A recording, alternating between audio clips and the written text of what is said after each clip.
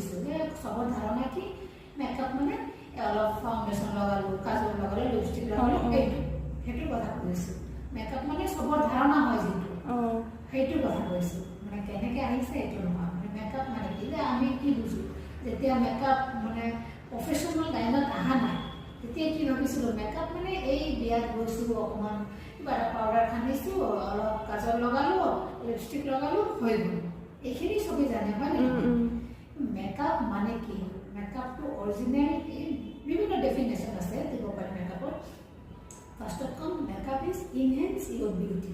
মানে তুমি যিমান চবৰে এটা নিজৰ বিউটি আছে হয় নে নহয়?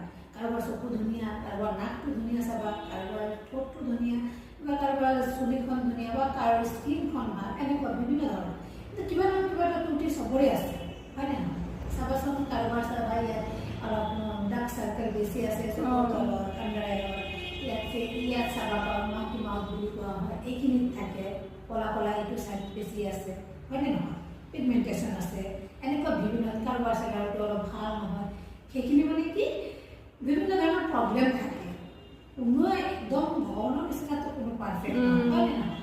সেইকাৰণে makeup is enhance your beauty. মানে তোমাৰ সৌন্দৰ্যটো আৰু বঢ়াই দিলা, যিটো কমি আছে সেইখিনিক আমি ঢাকি দিম, তাৰপিছত তাক আমি ধুনীয়া এটা ৰূপ তৈয়াৰ কৰোঁ, সেইটো মেকআপ বুলি কোৱা হয়। যেনেকৈ ধৰা আমাৰ ফেচটো যেতিয়া আমি মেকআপ কৰিবলৈ আহোঁ তেতিয়া কেনেকুৱা থাকে যে আমাৰ ৱালটো যেনেকুৱা বগা মানে কি এটা কেনভাছৰ নিচিনা। ফেচ যেতিয়া মেকআপ কৰিব ধুনীয়া এটা ফেচ কৰা, তাত আমি আইব্ৰ'টো ড্ৰ কৰিম, তাৰপিছত আমি আই শ্বেডো দি চকুটো ইনহেন্স কৰিম, কাজল লগাম, তাৰপিছত কাৰেক্টাৰ আছে ফাউণ্ডেশ্যন লগাম, তাৰপিছত লিপষ্টিক লগাই পুৰা ফেচটো যিটো কৰা হয়। তাৰমানে makeup is enhance your beauty. আৰু মেকআপ মানে হৈছে কালাৰ। বিভিন্ন ধৰণৰ কালাৰ আছে হয় নে নহয়? আইব্ৰ'টো বেলেগ কালাৰত দিওঁ, কাজলটো এটা কালাৰ, লিপষ্টিকৰ এটা কালাৰ, ফাউণ্ডেশ্যনৰ কালাৰ।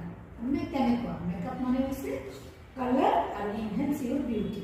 গম পালা? সেইটো হ'ল মেকআপৰ ডেফিনেশ্যন।